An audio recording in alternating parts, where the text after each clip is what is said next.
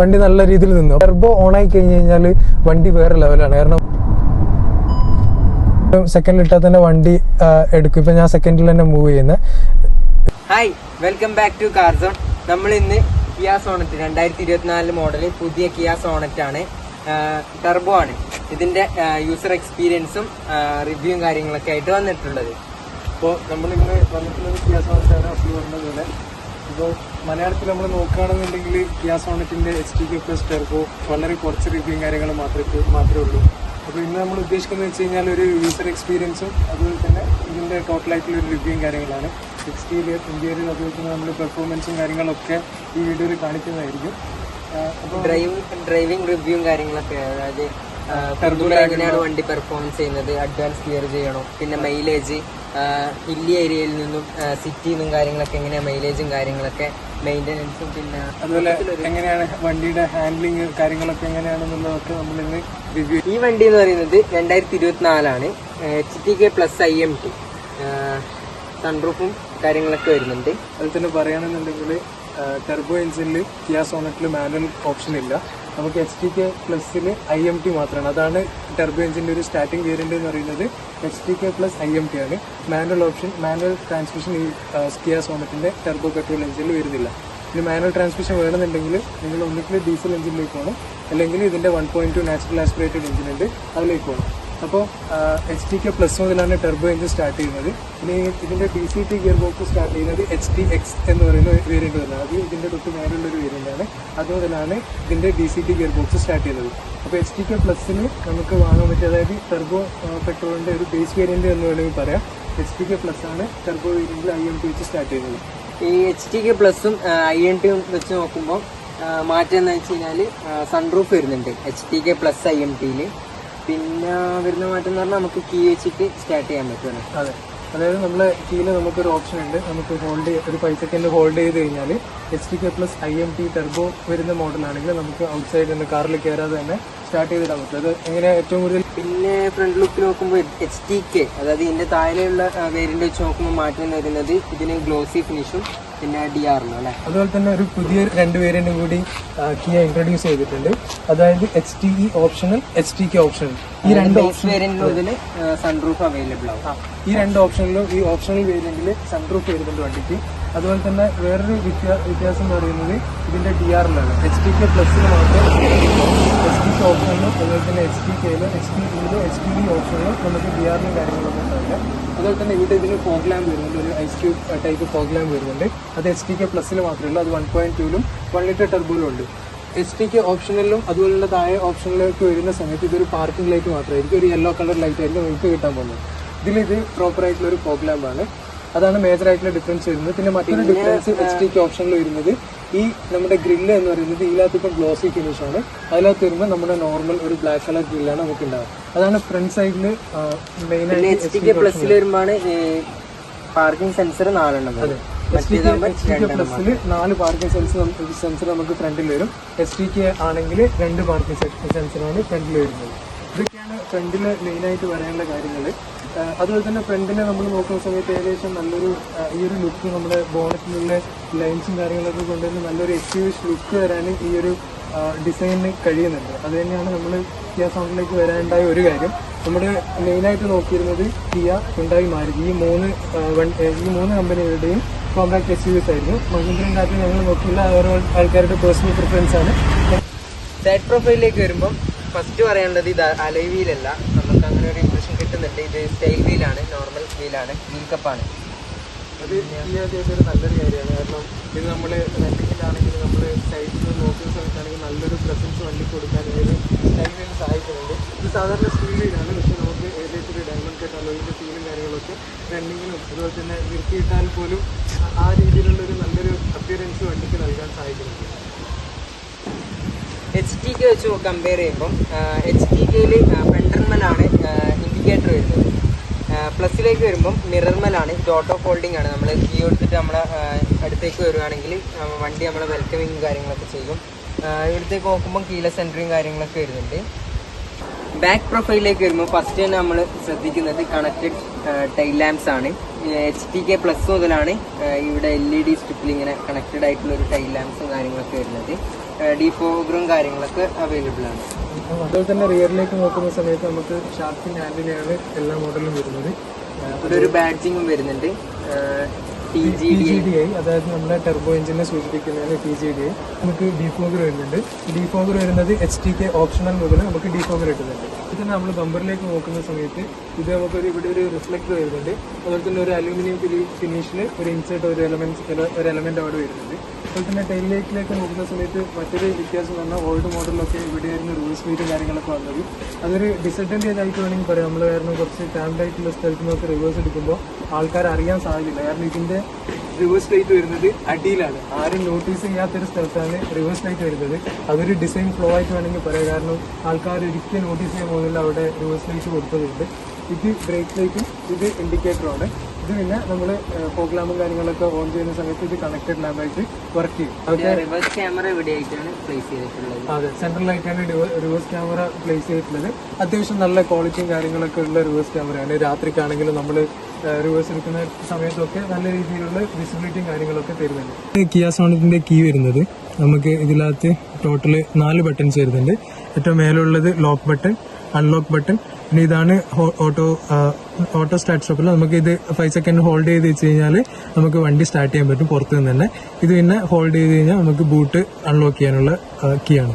നമുക്ക് ഈ ഫീച്ചർ ഒന്ന് ജസ്റ്റ് ടെസ്റ്റ് ചെയ്യാം.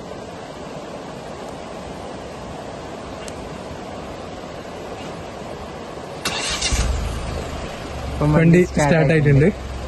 ഓക്കെ, അപ്പോൾ നമ്മൾ വണ്ടി ഓഫ് ചെയ്യാണ്. വണ്ടി ഓഫായി. അതുപോലെ തന്നെ നമുക്ക് ഈ കീയിൽ തന്നെ ബൂട്ട് മാത്രമായിട്ട് അൺലോക്ക് ചെയ്യാൻ പറ്റും. ഞാൻ ജസ്റ്റ് ബൂട്ട് അൺലോക്ക് ചെയ്യാണ്.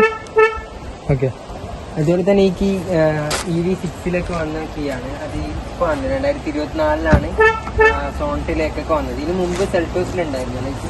അതെ, നല്ലൊരു കാണുമ്പോൾ ഒരു വിഷ്വൽ നല്ലൊരു അപ്പിയറൻസ് ഒക്കെ ഉള്ളൊരു കീ ആണ്. അപ്പോൾ ഇതാണ് ഇതിൻ്റെ ബൂട്ട് വരുന്നത്. അപ്പോൾ നമുക്ക് കമ്പനി ഫിറ്റഡ് ആയിട്ട് പാർസൽ ട്രെയും കാര്യങ്ങളൊന്നും വരുന്നില്ല. നമുക്ക് വേണമെങ്കിൽ എക്സ്ട്രാ ഫിറ്റിംഗ്സ് ആയിട്ട് കമ്പനിയിൽ തന്നെ ചെയ്യാൻ പറ്റുന്നതാണ്. എനിക്കൊന്ന് പുറത്തുനിന്ന് കഴിയുമ്പോൾ നമുക്ക് കുറച്ചും കൂടി കോസ്റ്റ് എഫക്റ്റീവ് ആയിട്ട് ചെയ്യാൻ പറ്റും. എന്തായാലും കിയ പിന്നെ പാർസൽ ട്രേ നമുക്ക് HTK പ്ലസിനും വരുന്നില്ല, HTXലും ഇല്ല എന്നാണ് എനിക്ക് തോന്നുന്നത്. HTX പ്ലസ് മുതലാണ് പാർസൽ ട്രെയും കാര്യങ്ങളൊക്കെ വരുന്നത്. അതുപോലെ തന്നെ സീറ്റ് നമ്മൾ ബൂട്ടിൻ്റെ കാര്യം പറയുമ്പോൾ തന്നെ പറയുന്നത് ഒരു ബെഞ്ച് സീറ്റാണ്. നമുക്ക് 60-40 സ്പീഡും കാര്യങ്ങളൊന്നും ഇല്ലാത്തൊരു പിന്നെ സീറ്റാണ് റിയർ സീറ്റ്. ബൂട്ട് സ്പേസിനെ പറ്റി പറയുകയാണെങ്കിൽ 392 ലിറ്റേഴ്സ് ആണ് ബൂട്ട് സ്പേസ് ഉള്ളത്. One of the best in segment ആണ്. ഏറ്റവും ടോപ്പാണെന്ന് എനിക്ക് തോന്നുന്നില്ല. എനിക്ക് കാരണം നെക്സോണിനും അതുപോലെ തന്നെ നെക്സോണിന് ഇതിനേക്കാൾ സ്പേസ് ഉണ്ട് എന്നാണ് എൻ്റെ അറിവ്. അപ്പം എന്നാലും നമ്മുടെ ആവശ്യങ്ങളൊക്കെ നിറവേറ്റാൻ പാകത്തിലുള്ള ഒരു ബൂട്ട് സ്പേസും കാര്യങ്ങളൊക്കെ ഉണ്ട് കിയ സോണറ്റിന്. സ്റ്റെപ്പിനി ടയർ വരുന്നത് 15 ഇഞ്ചാണ്. വണ്ടിയുടെ ടയർ വരുന്നത് 16 ഇഞ്ചാണ്. അതിൻ്റെ ഒരു വേറൊരു ഫീച്ചർ നമ്മൾ പറഞ്ഞതുപോലെ നമ്മളെ കീ കൊടുത്തിട്ട് നമ്മൾ അടുത്ത് വരുമ്പം വണ്ടി ഇങ്ങനെ വെൽക്കമിങ് ചെയ്യും. ഒരു നല്ലൊരു ഫീൽ വരുന്നുണ്ട്. അപ്പോൾ നമ്മൾ എങ്ങനെയാണ് കിയ സോണറ്റിലേക്ക് എത്തിയെന്ന് പറയാം. ഞാൻ നേരത്തെ പറഞ്ഞിട്ട് നമ്മൾ നോക്കിയിരുന്നത് ബ്രസ, വെന്യൂ, സോണറ്റ്, ഈ 3 വണ്ടികളായിരുന്നു നമ്മൾ മെയിനായിട്ട് നോക്കിയിരുന്നത്. ബ്രസയുടെ നമ്മുടെ ഒരു ബഡ്ജറ്റൊക്കെ വെച്ചിട്ട് നമ്മൾ VXi ആയിരുന്നു നോക്കിയിരുന്നത്. എനിക്ക് പറയാനുള്ളത്, നിങ്ങൾ സോണറ്റിൻ്റെ 1.2 ആണ് എടുക്കാൻ ഉദ്ദേശിക്കുന്നതുണ്ടെങ്കിൽ ജസ്റ്റ് ബ്രസ ഒന്ന് ടെസ്റ്റ് ഡ്രൈവ് ചെയ്ത് നോക്കാം. കാരണം ഫീച്ചേഴ്സും കാര്യങ്ങളൊക്കെ കുറവാണെന്നുണ്ടെങ്കിൽ ആ ഒരു പ്രൈസ് റേഞ്ചിൽ എനിക്ക് തോന്നുന്നു ബെറ്റർ പെർഫോമൻസും നല്ലൊരു എഞ്ചിനും നല്ല റിഫൈൻഡ് ആയിട്ടുള്ള എഞ്ചിനും കാര്യങ്ങളൊക്കെ ബ്രസക്കാന്നുള്ളത്. ബ്രസയിലേക്ക് പോകുന്ന സമയത്ത് നമുക്കൊരു 1.5 ലിറ്റർ പെട്രോൾ എഞ്ചിനാണ് വരുന്നത്. അതുപോലെ തന്നെ അതിൽ VXiയിൽ വരുമ്പം ഇപ്പം മാനുവൽ നമുക്ക് പിന്നെ ഹൈബ്രിഡ് സിസ്റ്റവും കാര്യങ്ങളൊന്നും വരുന്നില്ല എങ്കിൽ കൂടി അത്യാവശ്യം നല്ലൊരു മൈലേജും കാര്യങ്ങളൊക്കെ ആ വണ്ടി തരുന്നതാണ് വിശ്വാസം. അതുപോലെ തന്നെ നോക്കുകയാണെന്നുണ്ടെങ്കിൽ ഫീച്ചേഴ്സ് വളരെ കുറവാണ് ബ്രസയിൽ. VXiയിലൊക്കെ വരുന്ന സമയത്ത് ഒന്നുമില്ല എന്ന് പറയാം. നമുക്ക് സാധാരണ നമ്മൾ സ്വിഫ്റ്റിലും ഓൾട്ടോയിലൊക്കെ കണ്ട അതേ ഒരു കീയും കാര്യങ്ങളൊക്കെയാണ് വരുന്നത്. അപ്പോൾ നമ്മളൊരു 11.5 lakhs അല്ലെങ്കിൽ എനിക്ക് തോന്നുന്നു ഏകദേശം ഒരു 11.6 lakhs ആണ് VXi ബ്രസ പ്രൈസ് വരുന്നത്. അത്രയും പ്രൈസ് കൊടുക്കുമ്പോൾ നമ്മൾ മാരുതിയുടെ എൻട്രി ലെവൽ വാഹനങ്ങളിൽ കിട്ടിയ അതേ കീ പോകും. അതുപോലെ തന്നെ അതിൽ കണ്ട അതേ ഡോർ പാഡും അതേ പിന്നെ സ്വിച്ചസും കാര്യങ്ങളൊക്കെ കാണുമ്പോൾ നമുക്കൊരു ചെറിയൊരു എന്താ പറയുക, ഒരു ബാഡ് ഫീൽ ഉണ്ടാവും.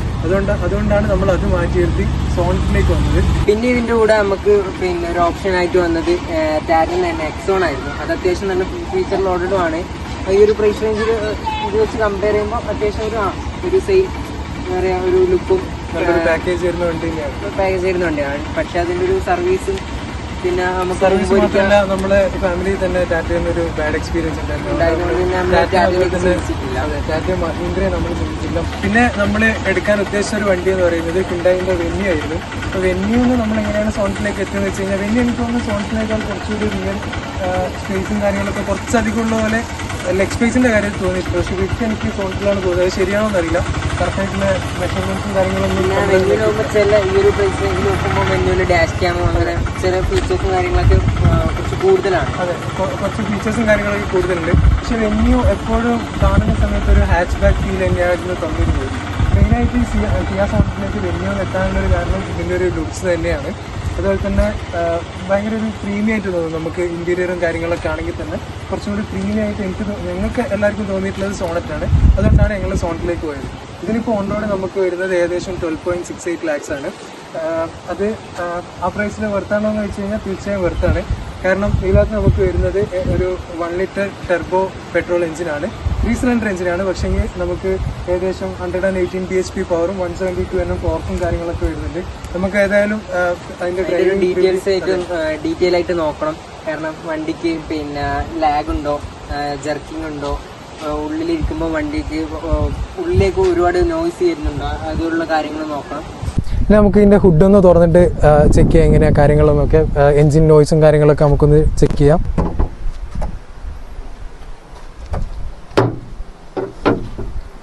അപ്പോൾ ഇതാണ് നമ്മുടെ കിയയിലും ഹ്യുണ്ടായിലും ഒക്കെ വരുന്ന Turbo 1 liter Turbo 3 cylinder engine. ഇത് തന്നെയാണ് i20 N-ലൈനിലായാലും വെന്യൂലായാലും സോണറ്റിലായാലും ഒക്കെ വരുന്ന ഈ ഒരു എഞ്ചിൻ തന്നെയാണ്. നമുക്ക് ഇതിൻ്റെ വൈബ്രേഷനും കാര്യങ്ങളൊക്കെ ചെക്ക് ചെയ്യാം. അതിന് മുന്നേ മൊത്തത്തിലുള്ള ഹുഡിലുള്ളൊരു എക്സ്പീരിയൻസ് പറയുകയാണെങ്കിൽ ഏകദേശം വെൽ പാക്ഡ് ആയിട്ടുള്ളൊരു ഹുഡും കാര്യങ്ങളൊക്കെയാണ്. കാരണം സാധാരണ നമ്മൾ ഡീസൽ എഞ്ചിൻ കൂടെയുള്ള വണ്ടികളിൽ നോക്കുകയാണെന്നുണ്ടെങ്കിൽ അതിൻ്റെ പെട്രോൾ എഞ്ചിൻസിൽ ഒരുപാട് ഗ്യാപ്പും കാര്യങ്ങളൊക്കെ കാണാൻ പറ്റും. കാരണം ഡീസൽ എഞ്ചിൻ അക്കോമഡേറ്റ് ചെയ്യാനുള്ള ഒരു സ്പേസും കാര്യങ്ങളൊക്കെ ഉണ്ടാവും. പക്ഷേ ഇവിടെ അങ്ങനെ വലിയ ഗ്യാപ്പും കാര്യങ്ങളൊന്നും നമുക്ക് കാണാൻ കഴിയുന്നില്ല. അതുപോലെ തന്നെ ഭയങ്കര ഓവർ ബിസി ആയിട്ടുള്ളൊരു ഹുഡും കാര്യങ്ങളൊന്നുമല്ല.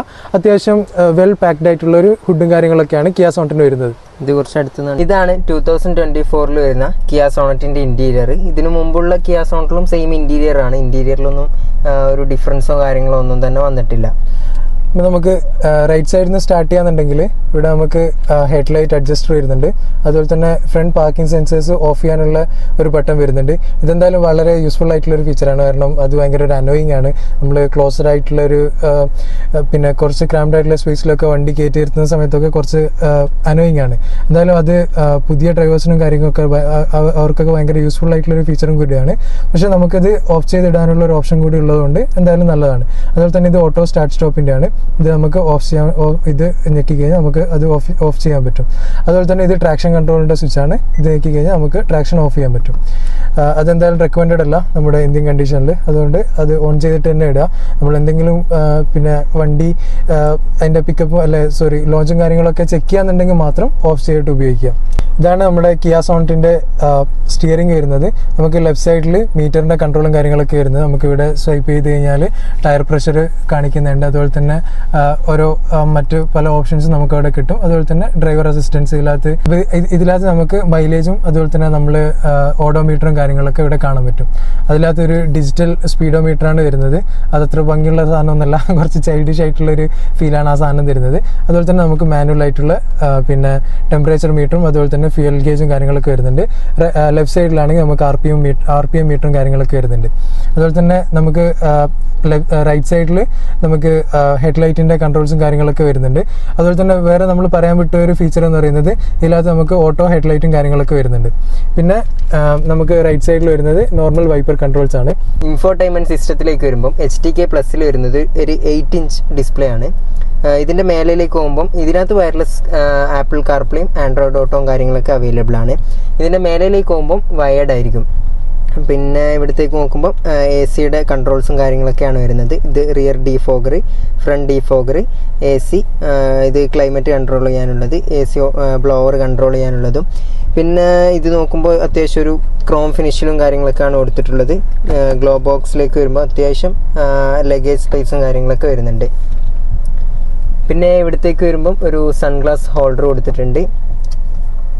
ഇവിടെയാണ് ഇതിൻ്റെ ലൈറ്റും കാര്യങ്ങളൊക്കെ. ഇത് നമുക്ക് 2 ഇങ്ങനെ ഓൺ ചെയ്യാൻ പറ്റും. സെപ്പറേറ്റ് ആയിട്ട് ഓൺ ചെയ്യാനും പറ്റും. ഇവിടെയാണ് ഇതിൻ്റെ സൺറൂഫ് വരുന്നത്. നമ്മൾ നേരത്തെ പറഞ്ഞ പോലെ തന്നെ HT ഓപ്ഷണൽ, HTK ഓപ്ഷണൽ, ഈ രണ്ട് വേരിയന്റിലും കൂടി സൺറൂഫ് ഉണ്ട് 1.2. അതുപോലെ തന്നെ HTK പ്ലസ് മുതലുള്ള അങ്ങോട്ടുള്ള എല്ലാ വേരിയൻസിലും സൺറൂഫ് കോമൺ ആയിട്ട് വരുന്നുണ്ട്. നമുക്ക് ഫുൾ ഓപ്ഷനിൽ പോലും സിംഗിൾ പെയിൻ സൺറൂഫാണ് വരുന്നത്. പനോരമിക് സൺറൂഫും കാര്യങ്ങളൊന്നും വരുന്നില്ല. ഇപ്പോൾ നമ്മൾ കിയ സോണറ്റിന്റെ ബാക്ക് ഡോറിലേക്ക് വരുന്ന സമയത്ത് നമുക്ക് കമ്പനി ഫിറ്റഡ് ആയിട്ട് തന്നെ ഒരു സൺ ബ്ലൈൻഡും കാര്യങ്ങളൊക്കെ വരുന്നുണ്ട്. രണ്ട് സൈഡിലും അത് നല്ലൊരു യൂസ്ഫുൾ ആയിട്ടുള്ള ഒരു ഫീച്ചറാണ്. പ്രത്യേകിച്ച് നമ്മളെ ക്ലൈമറ്റിൽ, പ്രത്യേകിച്ച് ക്യാബിൻ പെട്ടെന്ന് കൂളാക്കാനൊക്കെ സഹായിക്കും. അതുപോലെ തന്നെ ഇവിടെ ഒരു ചെറിയൊരു ക്രോം ഇൻസെറ്റിലാണ് നമ്മളെ ഡോർ ഓപ്പണിംഗ് ലിഡും കാര്യങ്ങളൊക്കെ വരുന്നത്. ഇത് നമ്മളെ ഡോർ ലോക്കിന്റെ. പിന്നെ നമുക്ക് ചെറിയൊരു ലൈറ്റപ്പ് ഉള്ള ഒരു പവർ വിൻഡോ സ്വിച്ചും കൂടി കാണാൻ പറ്റും. ഇതിന്റെ സ്പീക്കേഴ്സിലേക്ക് നോക്കുമ്പോൾ 4 സ്പീക്കറാണ് കാര്യങ്ങളൊക്കെയാണ് വരുന്നത്. ഇതിന്റെ മേലുള്ള വേരിയന്റിൽ ബോസിന്റെ സ്പീക്കറും കാര്യങ്ങളൊക്കെയാണ് അവൈലബിൾ ആയിട്ടുള്ളത്. അതെ, ഈ വേരിയന്റിലേക്ക് വരുന്ന സമയത്ത് നമുക്ക് 4 സ്പീക്കർ 2 ട്യൂട്ടറാണ് വരുന്നത്. അത്യാവശ്യം നല്ലൊരു സൗണ്ട് ക്വാളിറ്റിയും കാര്യങ്ങളൊക്കെ ഉണ്ട്. നമ്മൾ ബാക്ക് സൈഡിലേക്ക് വരുന്ന സമയത്ത് നമുക്ക് ഇവിടെ റിയർ AC വെന്റ്സ് ഉണ്ട്. അതുപോലെ തന്നെ 2 C പോർട്ടും കാര്യങ്ങളൊക്കെ ഇവിടെ തന്നിട്ടുണ്ട്. അപ്പോൾ നമുക്ക് ഫോൺ ചാർജ് ചെയ്യാനൊക്കെ ഭയങ്കര യൂസ്ഫുൾ ആണ്. അതുപോലെ തന്നെ എൻ്റെ ഒരു ഹൈറ്റ് എന്ന് പറയുന്നത് 6 feet ആണ്. ഇതിപ്പോൾ എൻ്റെ ഡ്രൈവിംഗ് പൊസിഷനിലാണ് മുന്നിലത്തെ ഡ്രൈവിംഗ് സീറ്റ് ഇട്ടിട്ടുള്ളത്. അത്യാവശ്യം ഞാൻ കുറച്ച് പുറകോട്ടിട്ട് ഓടിക്കുന്നതാണ്. എന്നാൽ എനിക്ക് നല്ലൊരു ലെഗ് റൂമും കാര്യങ്ങളൊക്കെ കിട്ടുന്നുണ്ട്. അത്യാവശ്യത്തിനുള്ള ലെഗ് റൂമും കാര്യങ്ങളൊക്കെ ഉണ്ട്. കാരണം മുന്നിലത്തെ സീറ്റ് കുറച്ച് സ്കൂപ്ഡ് ആയിട്ടാണുള്ളത്. അതിൻ്റെ ഒരു സ്പേസ് ഇവിടെ ഉണ്ട്. പിന്നെ നമ്മൾ കുറച്ചുകൂടി അപ്രൈറ്റ് ആയിട്ട് ഇരിക്കുന്നതുകൊണ്ട് നമ്മൾ ഹാച്ച് ബാക്കിനേക്കാൾ കുറച്ച് എനിക്ക് ഒന്ന് ബലേനൊക്കെ കമ്പയർ ചെയ്യുമ്പോൾ കുറച്ച് ലെഗ് സ്പേസ് കുറവാണെന്നൊരു സംശയമുണ്ട്. പക്ഷെ എന്നാൽ തന്നെയും അത് ഭയങ്കരമായിട്ട് ഫീൽ ചെയ്യുന്നില്ല. കാരണം നമ്മൾ കുറച്ചുകൂടി അപ്രൈറ്റ് ആണ്. നമ്മൾ കാല് കുറച്ച് സ്ട്രെയിറ്റ് ആയിട്ടാണ് വെക്കുന്നത്. അപ്പോൾ അതൊരു ഡിസ്കംഫർട്ടായിട്ട് തോന്നില്ല. അത്യാവശ്യം തൈ സപ്പോർട്ടും കാര്യങ്ങളൊക്കെ ഉണ്ട്. 6 feet ആണെങ്കിൽ കൂടി എനിക്കും അത്യാവശ്യം തൈ സപ്പോർട്ടും കാര്യങ്ങളൊക്കെ ഉണ്ട്. ഹെഡ് റൂം പറയുകയാണെന്നുണ്ടെങ്കിൽ ക്രാംഡ് ആയിട്ടുള്ള ഫീലും കാര്യങ്ങളൊന്നും ഇല്ല. അത്യാവശ്യം ഹെഡ് റൂം ഉണ്ട്. ഗിയറിലേക്ക് വരുമ്പം ഇത് 6 സ്പീഡാണ്. ഒരു ആംബ്രസ്റ്റും കാര്യങ്ങളൊക്കെ വരുന്നുണ്ട്. അത്യാവശ്യം സ്പേസും കാര്യങ്ങളൊക്കെ വരുന്ന ഒരു ആംബ്രസ്റ്റും കാര്യങ്ങളൊക്കെ തന്നെയാണ്. അപ്പം നമ്മൾ പറയുന്നുണ്ടായിരുന്നു ഈ വണ്ടി IMT ആണെന്നുള്ളത്. അപ്പോൾ IMTനെ പറ്റി അറിയാത്തവർക്കും അറിയാം. ഈ വണ്ടിയിൽ നമുക്ക് ക്ലച്ച് ഉണ്ടാവില്ല, ബ്രേക്കും ആക്സിലറേറ്ററും മാത്രമേ ഉണ്ടാവുള്ളൂ. നോക്കുകയാണെന്നുണ്ടെങ്കിൽ ഇതാ 2 പെഡൽ മാത്രമേ ഉള്ളൂ. നമുക്ക് ക്ലച്ച് ഇല്ല, പകരം നമുക്കൊരു ഡെഡ് പെഡലാണുള്ളത്. അപ്പം ഇത് എന്താണ് സംഭവം എന്ന് വെച്ച് കഴിഞ്ഞാൽ മാനുവൽ ട്രാൻസ്മിഷൻ തന്നെയാണ്. പക്ഷേ ക്ലച്ച് അത് ഓട്ടോ ക്ലച്ച് ആയിട്ടാണ് വർക്ക് ചെയ്യുക. അതായത് ഇതിലൊരു ഇൻറ്റൻഷൻ സെൻസർ ഉണ്ട്. അപ്പോൾ നമ്മൾ ഗിയർ ചേഞ്ച് ചെയ്യുന്ന സമയത്ത് നമുക്ക് വേണ്ടി ഒരു ആക്ച്വേറ്റർ അത് ഓട്ടോമാറ്റിക് ആയിട്ട് ആ ക്ലച്ച് എൻഗേജ് ചെയ്ത് കറക്റ്റ് ടൈമിൽ ഗിയർ ചേഞ്ച് ചെയ്യും. അപ്പോൾ ഇത് ഉപയോഗിക്കുന്ന സമയത്ത് എന്തെങ്കിലും ഡ്രോബാക്സ് ഉണ്ടോ എന്ന് വെച്ച് കഴിഞ്ഞാൽ ഒബ്വിയസ്ലി മാനുവൽ ഈസ് ഫൺ. മാനുവലായിട്ട് നമുക്ക് ഈ ഗിയർ ബോക്സ് കമ്പയർ ചെയ്യാൻ പറ്റില്ല. പക്ഷെ എന്നാൽ കൂടി കുറച്ചുകൂടി നമുക്ക് എനിക്ക് തോന്നുന്നു ഈ ന്യൂജൻ 3 സിലിണ്ടേഴ്സ് എഞ്ചിനൊക്കെ മെയിൻലി കോൺസെൻട്രേറ്റ് ചെയ്യുന്നത് സിറ്റി ഡ്രൈവ്സ് ആണ്. അപ്പോൾ സിറ്റിയിൽ എനിക്ക് തോന്നുന്നു കുറച്ചും കൂടി നമുക്ക് ഡ്രൈവിംഗ് ഈസി ആക്കും ഈ ഒരു പിന്നെ IMT എന്ന് പറയുന്നത്. കാരണം മാനുവൽ ഗിയറിന്റെ ഒരു ഗുണം എന്ന് വെച്ചാൽ നമുക്ക് നമ്മുടെ ഷിഫ്റ്റും കാര്യങ്ങളൊക്കെ നമ്മുടെ ഇഷ്ടത്തിന് നമുക്ക് ചെയ്യാൻ പറ്റും. എന്നാൽ ക്ലച്ചിൻ്റെതായിട്ടുള്ള ബുദ്ധിമുട്ടും കാര്യങ്ങളൊന്നും ഇല്ല. അപ്പോൾ സിറ്റി ഓറിയന്റഡ് ആയിട്ടൊക്കെ വണ്ടി എടുക്കുന്നവർക്ക് തീർച്ചയായിട്ടും നോക്കാൻ പറ്റുന്ന ഒരു മോഡലാണ് IMT എന്ന് പറയുന്നത്. പിന്നെ ഇതിനകത്ത് ഞാൻ ഒബ്സർവ് ചെയ്ത കുറച്ച് ഡ്രോബാക്സ് എന്താണെന്ന് വെച്ചാൽ നമ്മൾ പെട്ടെന്ന് പ്രത്യേകിച്ച് ഫസ്റ്റ് ഗിയറിലൊക്കെ ഇട്ടിട്ട് പിന്നെ ബ്രേക്കിന്ന് ജസ്റ്റ് കാലെടുത്ത് കഴിഞ്ഞാൽ ചില സമയത്ത് വണ്ടി മൂവ് ചെയ്യില്ല. ചില സർഫസിൽ ഇപ്പം നമ്മളൊരു ചെറിയ സ്ലോപ്പിലാണുള്ളത്. ഇപ്പം ഞാൻ കാലെടുക്കുന്ന സമയത്ത് വണ്ടി മൂവ് ചെയ്യുന്നുണ്ട്. ഇപ്പോൾ എനിക്ക് കാണാൻ വണ്ടി മൂവ് ചെയ്യുന്നുണ്ട്. ഇപ്പം വലിയ പ്രശ്നമില്ല. പക്ഷെ ചില സമയത്ത് അത് മൂവ് ചെയ്യാത്തപ്പോൾ നമ്മൾ ചെറിയ ക്ലോസ്ഡ് ആയിട്ടുള്ളൊരു സ്ഥലങ്ങളിലാണെന്നുണ്ടെങ്കിൽ നമുക്ക് ചിലപ്പോൾ അല്പം മുന്നോട്ടൊക്കെ പോകേണ്ടി വരും. അപ്പോൾ അത് മൂവ് ചെയ്യാണ്ട് നമ്മൾ ആക്സിലേറ്റർ കൊടുക്കേണ്ട ഒരു അവസ്ഥ വരുന്ന സമയത്ത് ചെറിയൊരു കോൺഫിഡൻസ് കുറവുണ്ടാകും. കാരണം ക്ലച്ച് നമ്മുടെ കയ്യിലില്ല. അപ്പം നമുക്ക് ഒരു കൺട്രോൾ കുറവുള്ളതുപോലെ ചില സമയത്ത് ഫീൽ ചെയ്യാറുണ്ട്. അതുമാത്രമാണ് എനിക്ക് ഒരു ഡ്രോബാക്ക് ആയിട്ട് പറയാനുള്ളത്. പിന്നെ അടുത്തതെന്ന് വെച്ച് കഴിഞ്ഞാൽ നമ്മൾ ഹയർ RPM ഷിഫ്റ്റ് ചെയ്യുമ്പോൾ വണ്ടിക്ക് ഒരു ചെറിയ ടൈറ്റ്നസ് ഉണ്ട്. ഫസ്റ്റ് ഗിയറിലിട്ട് പെട്ടെന്ന് തന്നെ സെക്കൻഡിലേക്ക് വലിച്ചിടാൻ നോക്കുന്ന സമയത്ത് ചെറിയൊരു ടൈറ്റ്നസ് ഫീൽ ചെയ്യുന്നുണ്ട്. അപ്പം അതും IMTന്റെ ഒരു ഡ്രോബാക്ക് ആയിട്ട് പറയാം. കാരണം ക്ലച്ച് വീണ്ടും നമ്മുടെ കയ്യിലല്ല. അപ്പം ചെറിയ രീതിയിലുള്ള ഒരു ടൈറ്റ്നസും കാര്യങ്ങളൊക്കെ ഹയർ RPM അല്ലെങ്കിൽ പെട്ടെന്ന്, അതായത് തേർഡ് നമ്മൾ പെട്ടെന്ന് ഫോർത്തിലേക്ക് ഇടുന്ന സമയത്ത് ചെറിയൊരു ടൈറ്റ്നസ് ഫീൽ ചെയ്യുന്നുണ്ട്. പറ്റില്ല. അതുപോലെ തന്നെ IMTന്റെ ലൈഫിനും കാര്യങ്ങൾക്കൊക്കെ കുറച്ചും കൂടി നല്ലതെന്ന് പറയുന്നത് നമ്മൾ ഒരു സാവകാശം ഗിയർ ഷിഫ്റ്റ് ചെയ്യുന്നതാണ്. പിന്നെ അത്യാവശ്യം സ്ഥലങ്ങളിൽ നിന്നൊക്കെ സെക്കൻഡിൽ ഇട്ടാൽ തന്നെ, ഇപ്പോൾ ചെറിയൊരു സ്ലോപ്പാണ് എന്നാലും സെക്കൻഡിൽ ഇട്ടാൽ തന്നെ വണ്ടി എടുക്കും. ഇപ്പം ഞാൻ സെക്കൻഡിൽ തന്നെ മൂവ് ചെയ്യുന്നത്. ഇപ്പോൾ വണ്ടി മൂവ് ആവുന്നുണ്ട് സെക്കൻഡ് ഗിയറിൽ തന്നെ. അപ്പോൾ അങ്ങനെയുള്ള കാര്യങ്ങളിലൊന്നും പ്രശ്നമൊന്നുമില്ല. പിന്നെ അതുപോലെ തന്നെ വണ്ടി ഒരിക്കലും നോക്ക് ചെയ്യില്ല. ഇല്ല, നമ്മളിപ്പോൾ 5th ഗിയറിൽ ഇട്ട് കഴിഞ്ഞപ്പോൾ ഞാൻ 5th ഗിയറിലിട്ട് എനിക്കിപ്പോൾ ഇവിടെ ഒരു നോട്ടിഫിക്കേഷൻ കാണാം, പ്ലീസ് ഷിഫ്റ്റ് ഡൗൺ എന്ന് പറയുന്നത് ഒരു നോട്ടിഫിക്കേഷൻ വന്നിട്ടുണ്ട്. 5th ഗിയറിലാണ് വണ്ടി ഉള്ളത്, ഒരു സ്ലോപ്പിലാണ് വണ്ടി ഉള്ളത്. ഞാൻ ഇപ്പോൾ എൻ്റെ കാല് ഫുള്ളായിട്ട് പെഡലിൽ എടുത്തു കഴിഞ്ഞാലും വണ്ടി ഒന്നും നോക്ക് ചെയ്യുക കാര്യങ്ങളൊന്നുമില്ല. അതും ഒരു യൂസ്ഫുൾ ഫീച്ചറാണ്. കാരണം പുതുതായിട്ട് ഡ്രൈവിംഗ് പഠിച്ചവർക്കും കാര്യങ്ങൾക്കൊക്കെ ആ ഒരു വണ്ടി ഓഫായി പോകാത്തത് നല്ലൊരു കാര്യം കാര്യം തന്നെയാണ്. നമുക്ക് വണ്ടീൻ്റെ ഡ്രൈവിങ് കാര്യങ്ങളൊക്കെ എങ്ങനെയുണ്ട് നോക്കാം. ഇപ്പോൾ ഞാൻ ഫസ്റ്റ് ഗിയറിലിട്ടു. ഞാൻ പറഞ്ഞ പോലെ തന്നെ ക്ലച്ചും കാര്യങ്ങളൊന്നും ഇല്ല, ജസ്റ്റ് ഷിഫ്റ്റ് ചെയ്ത് കൊടുത്താൽ മതി. ഞാൻ വണ്ടി ഇപ്പോൾ ക്ലച്ച് ഒന്നും കൊടുത്തില്ല. ഓക്കെ, വണ്ടി മൂവായി തുടങ്ങിയിട്ടുണ്ട്. ഓക്കെ, ഞാൻ സെക്കൻഡിലേക്ക് ഷിഫ്റ്റ് ചെയ്യാണ്. ഞാൻ ഒറ്റ പെഡലും കാര്യങ്ങളൊന്നും ചെയ്യുന്നില്ല. ഇപ്പോൾ ചെറിയ സ്ലോപ്പാണ്. വണ്ടി മൂവ് ആവുന്നുണ്ടോയെന്ന് വെച്ച് കഴിഞ്ഞാൽ മൂവ് ആവുന്നുണ്ട്. ആക്സിലേറ്ററും കാര്യങ്ങളൊന്നും കൊടുക്കുന്നില്ല. അത്യാവശ്യം ടോർക്കിയാണ് എഞ്ചിൻ. ഇപ്പോൾ ലോവർ RPM-ലാണെങ്കിലും ടോർക്കിയാണ്. ഇപ്പോൾ ഈ സ്ലോപ്പൊക്കെ ഇപ്പോൾ ഒരൊറ്റ ഞാൻ ആക്സിലേറ്റർ പെഡൽ യൂസ് ചെയ്തിട്ടേ ഇല്ല, എന്നിട്ട് പോലും ഇപ്പോൾ ഒരു 14 സ്പീഡ് ഇപ്പോൾ 16 ആയി. ഞാൻ തേർഡിലേക്ക് ഷിഫ്റ്റ് ചെയ്യാണ്. ഒന്നും കൊടുക്കാതെ തന്നെ തേർഡിലേക്ക് ഷിഫ്റ്റ് ചെയ്യാണ്. എന്നാലും വണ്ടി റണ്ണിങ്ങിൽ തന്നെയാണ് ഉള്ളത്. നോക്കിങ്ങോ അല്ലെങ്കിൽ ഷിഫ്റ്റ് ഡൗൺ ചെയ്യാനോ ഒന്നും പറയുന്നില്ല. അപ്പോൾ അത്യാവശ്യം ഡ്രൈവബിളാണ് എഞ്ചിൻ ലോവർ RPM-ലാണെങ്കിലും. ഇതിൻ്റെ ടെർബോ ലാഗ് ഉണ്ടോയെന്ന് വെച്ചാൽ ഉണ്ട്. നമുക്ക് കാണിച്ചു തരാം എങ്ങനെ ടെർബോ ലാഗ് വരുന്നത്, കാര്യങ്ങളൊക്കെ കാണിച്ചു തരാം. അതുപോലെ തന്നെ നമുക്ക് പെട്ടെന്ന് ഗിയർ ഷിഫ്റ്റ് ചെയ്യാൻ പറ്റുന്നുണ്ട്. ചെറിയ റോഡിലാണെങ്കിൽ തന്നെ നമുക്ക് പിന്നെ ഒരു 5th ഗിയറിലൊക്കെ സുഖമായിട്ട് പോകാൻ പറ്റുന്നുണ്ട്. വണ്ടി നോക്കിയോ കാര്യങ്ങളൊന്നുമില്ല. പിന്നെ അത് എനിക്ക് തോന്നുന്നു കുറച്ചുകൂടി മൈലേജിന് അത് കുറച്ച് കൂടുതൽ മൈലേജ് കിട്ടാൻ ആ ഒരു ഡ്രൈവിംഗ് രീതി നമുക്ക് സഹായിക്കുമെന്ന് എനിക്ക് തോന്നുന്നത്. അതുപോലെ തന്നെ ഇപ്പോൾ റോഡ് നോക്കുകയാണെന്നുണ്ടെങ്കിൽ കുറേ അൺഡുലേഷൻസ് ഒക്കെ ഉള്ള റോഡാണ്. പക്ഷേ സസ്പെൻഷൻ അത്യാവശ്യം അബ്സോർവ് ചെയ്യുന്നുണ്ട്. സസ്പെൻഷൻ കുറച്ച് ഹാർഡാണ്, പക്ഷെ എന്നാൽ തന്നെ ഫ്രണ്ടിലൊക്കെ നല്ലൊരു റൈഡ് ക്വാളിറ്റിയും കാര്യങ്ങളൊക്കെ പ്രൊവൈഡ് ചെയ്യാൻ സോണിന് കഴിയുന്നുണ്ട്. റിയറിലേക്ക് നോക്കുന്ന സമയത്ത് തന്നെ ബോഡി റോൾ ഉണ്ടോയെന്ന് വെച്ചാൽ ഉണ്ട്, പക്ഷെ എന്നാലും ഭയങ്കരമായിട്ടുള്ളൊരു ബോഡി റോളും കാര്യങ്ങളൊന്നുമല്ല. അത്യാവശ്യം കംഫർട്ടായിട്ട് തന്നെ ഇരിക്കാൻ പറ്റുന്ന ബോഡി റോളും കാര്യങ്ങളൊക്കെ തന്നെയുള്ളൂ. അതുപോലെ തന്നെ ഈ ഒരു സസ്പെൻഷൻ സെറ്റപ്പ് നമുക്ക് വളവിലൊക്കെ അത്യാവശ്യം നല്ലൊരു പിന്നെ ഹാൻഡ്ലിങ്ങും കാര്യങ്ങളൊക്കെ പ്രൊവൈഡ് ചെയ്യുന്നുണ്ട്. കോർണറൊക്കെ എടുക്കാനാണെങ്കിൽ തന്നെ നല്ലൊരു കോൺഫിഡൻസും കാര്യങ്ങളൊക്കെ ഉണ്ട്. പിന്നെ പറയുകയാണെന്നുണ്ടെങ്കിൽ സ്റ്റിയറിംഗിൻ്റെ ഫീഡ്ബാക്ക് അത്യാവശ്യം നല്ലൊരു ലൈറ്റ് ആയിട്ടുള്ള സ്റ്റിയറിംഗ് ആണ്. നമ്മളിപ്പോൾ ഹുണ്ടായിൻ്റെ ചെറിയ വണ്ടികളിലൊക്കെ കാണുന്ന അത്രയും ലൈറ്റ് ആയിട്ടുള്ള പിന്നെ സ്റ്റിയറിംഗ് തന്നെയാണ്. മാരുതിയുടെ വണ്ടിയൊക്കെ കമ്പയർ ചെയ്യുമ്പോൾ വളരെ ലൈറ്റാണ് സ്റ്റിയറിംഗ്. ഇതിൻ്റെ പിന്നെ സെൻറ്ററിലേക്ക് നമ്മൾ റൊട്ടേഷൻ സെൻറ്ററിലേക്ക് കറക്റ്റായിട്ട് വന്ന് നിൽക്കുന്നുണ്ടോ ഉള്ളത് നമ്മൾ ഇതുവരെ ചെക്ക് ചെയ്തിട്ടില്ല. അത് ചെക്ക് ചെയ്യാനുള്ളതാണ്. പക്ഷേ ലൈറ്റ് സ്റ്റിയറിംഗ് ആണെങ്കിൽ കൂടി തന്നെ നമ്മൾ കോർണറിങ് അല്ലെങ്കിൽ അത്യാവശ്യം സ്പീഡിൽ വളവ് വളക്കുമ്പോൾ കാര്യങ്ങളൊക്കെ അങ്ങനെയൊക്കെ ചെയ്യുന്ന സമയത്ത് അത്യാവശ്യം നല്ലൊരു കോൺഫിഡൻസും കാര്യങ്ങളൊക്കെ വണ്ടി തരുന്നുണ്ട്. അതായത് വേണ്ട സമയത്ത് കുറച്ച് സ്റ്റിയറിങ്ങിന് വെയിറ്റ് കിട്ടുന്ന പോലെ നമുക്കൊരു ഫീൽ ഉണ്ട് ലൈറ്റ് സ്റ്റിയറിംഗ് ആണെങ്കിൽ കൂടി. ഞാനൊരു സ്ലോപ്പിൽ വണ്ടി സ്റ്റോപ്പ് ചെയ്ത് നിർത്തിയിട്ടുള്ളത്. നമുക്ക് ഇതിൻ്റെ ഹിൽ ഹോൾഡും കാര്യങ്ങളൊക്കെ ഒന്ന് ടെസ്റ്റ് ചെയ്യാം. ഇപ്പം ഞാൻ ഫസ്റ്റ് ഗിയറിലിട്ട് കാലെടുക്കുകയാണ്. ഇതാ വണ്ടി എവിടെയും ബാക്കോട്ടൊന്നും പോകുന്നില്ല. ഞാൻ ജസ്റ്റ് ആക്സിലേറ്ററിൽ കാല് കൊടുക്കുന്ന സമയത്ത് വണ്ടി കയറി പോകുന്നുണ്ട്. അപ്പോൾ ഇത് നല്ലൊരു ഫീച്ചറാണ്. ഞാൻ അത്യാവശ്യം RPM കയറ്റി ഗിയർ മാറ്റാണ്. അപ്പോൾ അത്യാവശ്യം ടൈറ്റ് ഉണ്ട് ഗിയർ ബോക്സ്. നല്ല ടൈറ്റ്നെസ് ഉണ്ടായിരുന്നു ഗിയർ മാറ്റുന്ന സമയത്ത്.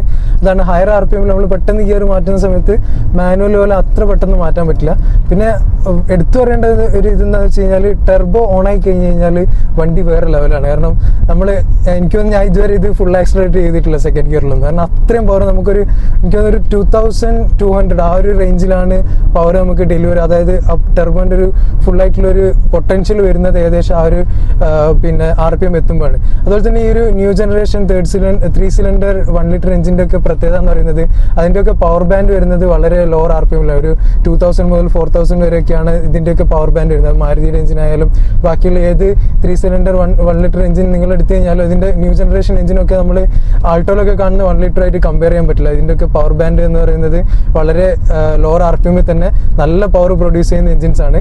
ഒബ്വിയസ്ലി മൈലേജ് കോംപ്രമൈസ് ആവുന്നുണ്ട്. നമുക്കിപ്പോൾ 10.2 ആണ് മീറ്ററിൽ കാണിക്കുന്നത്. ഞാൻ അത്യാവശ്യം ലൈറ്റ് ഫുട്ടായിട്ട് വണ്ടി അത്യാവശ്യം നല്ലൊരു റോഡിൽ ഓടിച്ചിട്ട് പോലും എനിക്കൊരു 9.6 വരെയൊക്കെയാണ് മൈലേജ് കാണിച്ചിട്ടുള്ളത്. എന്തായാലും മൈലേജ് ഒരു കൺസേൺഡ് ആയിട്ടുള്ളവർക്ക് ഈ വണ്ടി ഒരു ബിഗ് നോ ആണ്. എന്തായാലും നിങ്ങൾക്ക് ഉള്ളൊരു വണ്ടിയല്ല. അങ്ങനെ ഒരുപാട് ഓട്ടവും കാര്യങ്ങളൊക്കെ ഉള്ളവർക്കാണെങ്കിൽ എനിക്ക് തോന്നുന്നു ഇതിൻ്റെ ഡീസൽ എഞ്ചിനായിരിക്കും കുറച്ചുകൂടി ബെറ്റർ. കാരണം എന്ന് പറയുന്നത് ഏകദേശം ഒരു 115 bhp പവറും 175 Nm ടോർക്കൊക്കെ ഉള്ള ഒരു നല്ലൊരു ഡീസൽ എഞ്ചിനാണ്. അത്യാവശ്യം പെപ്പി ആയിരിക്കും. അതുപോലെ തന്നെ നല്ലൊരു മൈലേജും കാര്യങ്ങളൊക്കെ കിട്ടും. ഞാനിപ്പോൾ 5th ഗിയറിലാണ് പോകുന്നത്. ഏകദേശം ഒരു ചെറിയൊരു റോഡാണ്. അത്യാവശ്യം അൻഡുലേഷൻസും കാര്യങ്ങളൊക്കെ ഉള്ള റോഡാണെങ്കിൽ കൂടി നമുക്ക് അത്യാവശ്യം സ്പീഡിൽ പോകാൻ പറ്റുന്നുണ്ട്. ഇപ്പോൾ 5th ഗിയറിൽ ഇത്രയും ചെറിയൊരു റോഡിൽ ഇപ്പോൾ ഇറക്കാണ്. ഇപ്പോൾ ഇത്ര സമയം കയറ്റം ഒക്കെ ഉള്ള റോഡാണെങ്കിൽ കൂടി 5th ഗിയറിൽ അത്യാവശ്യം ഒരു 50-60 സ്പീഡിൽ നമുക്ക് സുഖമായിട്ട് പോകാൻ പറ്റുന്നുണ്ട്. അങ്ങനെ അത്യാവശ്യം സസ്പെൻഷൻ ആൻഡുലേഷൻസും കാര്യങ്ങളൊക്കെ എടുക്കുന്നുണ്ട്. അത് നല്ലൊരു ഫീലാണ്. നല്ലൊരു കാര്യമാണ്. അത് നമുക്ക് ചെറിയ റോഡിൽ കൂടി തന്നെ അത്യാവശ്യം നല്ല സ്പീഡിൽ പോകാൻ പറ്റും, ക്വിക്കായിട്ട് പോകാൻ പറ്റും. അതുപോലെ തന്നെ പുതിയ 2024 മോഡൽ സോണറ്റിൽ സസ്പെൻഷൻ അവരൊന്നും കൂടി റീട്യൂൺ ചെയ്തിട്ടുണ്ട്. കുറച്ചും കൂടി സ്റ്റിഫായിരുന്നു ആദ്യം, അത് കുറച്ചും കൂടി ഒന്ന് ബാക്ക് സൈഡ് സ്മൂത്ത് ചെയ്തിട്ടുണ്ട്. നമുക്ക് ഇവിടുന്ന് കുറച്ചൊന്ന് വലിപ്പിച്ചെടുത്ത് നോക്കാം. സെക്കൻഡ് ഗിയറിൽ ഇതാ ഈ ഒരു ടർബോ കിക്കായി. അപ്പം നമുക്ക് നല്ലൊരു ഫീൽ ചെയ്യുന്നു, നമ്മൾ സീറ്റിലേക്ക് വലിച്ചിടുന്നുണ്ട് വണ്ടി. കട്ടർ അപ്പോൾ ഇവിടുന്ന് നമുക്ക് ബ്രേക്കിംഗ് കാര്യങ്ങളൊക്കെ ടെസ്റ്റ് ചെയ്യുമ്പോൾ അത്യാവശ്യം നല്ല ബ്രേക്കിംഗ് കാര്യങ്ങളൊക്കെ തന്നെയാണ്. നമ്മൾ നല്ലൊരു കോൺഫിഡൻസ് തരുന്ന ബ്രേക്കിംഗ് ആണ്.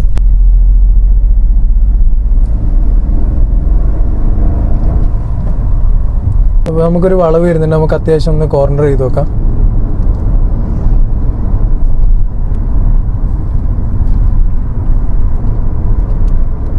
ഒരു 68 സ്പീഡിലൊക്കെയാണ്. പക്ഷെ നമുക്ക് ആ ഒരു ഒട്ടും എഫേർട്ടായിട്ട് തോന്നില്ല.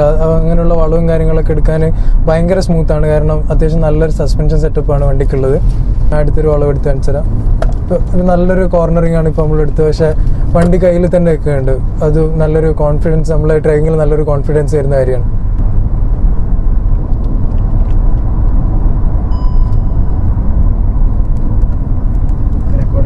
നമുക്കൊന്നുകൂടി കോർണർ ചെയ്ത് നോക്കാം.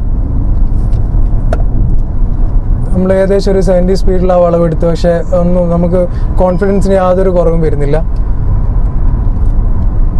ഇതൊക്കെ ഒരു മിനിമൽ ആക്സിലറേഷൻ ചെയ്യുമ്പോൾ തന്നെ നമുക്ക് നല്ലൊരു പെർഫോമൻസും കാര്യങ്ങളൊക്കെ കിട്ടുന്നുണ്ട്. കാരണം ഒരു 30 to 40% ഒക്കെ ഞാൻ ആക്സിലേറ്റ് ചെയ്യുന്നുള്ളൂ, എന്നിട്ട് പോലും നല്ലൊരു പെർഫോമൻസും കാര്യങ്ങളൊക്കെ കിട്ടുന്നുണ്ട്. നമ്മളിപ്പോൾ ഈ ഒരു ചെറിയ റോഡിലാണെങ്കിൽ നമ്മളിപ്പോൾ ഒരു 4th ഗിയറിലാണ് പോകുന്നത്. ഇനി നമുക്ക് ഇവിടുന്ന് ഇതിൻ്റെ ടെർബോ ലാഗ് എങ്ങനെ വരുന്നത് എന്നുള്ള കാണിച്ചു തരാൻ. ഇപ്പോൾ നോർമലി നമ്മളിപ്പോൾ ഒരു നാച്ചുറൽ ആസ്പിറേറ്റഡ് എഞ്ചിനുള്ള ഒരു വണ്ടി ഓടിക്കുകയാണെന്നുണ്ടെങ്കിൽ നമുക്കൊരു ചെറിയൊരു സ്ലോപ്പ് വരുന്നുണ്ട്. ഞാൻ ഇപ്പോൾ 3rd ഗിയറിലേക്ക് മാറ്റി. ഓക്കെ, വണ്ടി നല്ല രീതിയിൽ നിന്നു. അപ്പം നോർമൽ നമ്മൾ നാച്ചുറൽ ആസ്പിറന്റ് എഞ്ചിൻ ആണെങ്കിൽ നമ്മളിപ്പോൾ സെക്കൻഡിലിട്ട വണ്ടി കയറും. ഈ വണ്ടി അതായത് ആ ഒരു ടൈം എടുക്കും. അതായത് നമുക്ക് ആ ഒരു RPM, ആ ടെർബോ ഓണാകുന്ന വരെ നമുക്കൊരു എന്താ പറയുക, ഒരു കോൺഫിഡൻസ് കുറവുണ്ടാവും ആ വണ്ടി കയറി വരാൻ വേണ്ടി. കയറി വരും, എന്നാലും until and unless Turbo is turned on, it just 1 litre engine. ആ ഒരു ഡിസഡ്വാൻറ്റേജ് എപ്പോൾ ഇതിനുണ്ട്.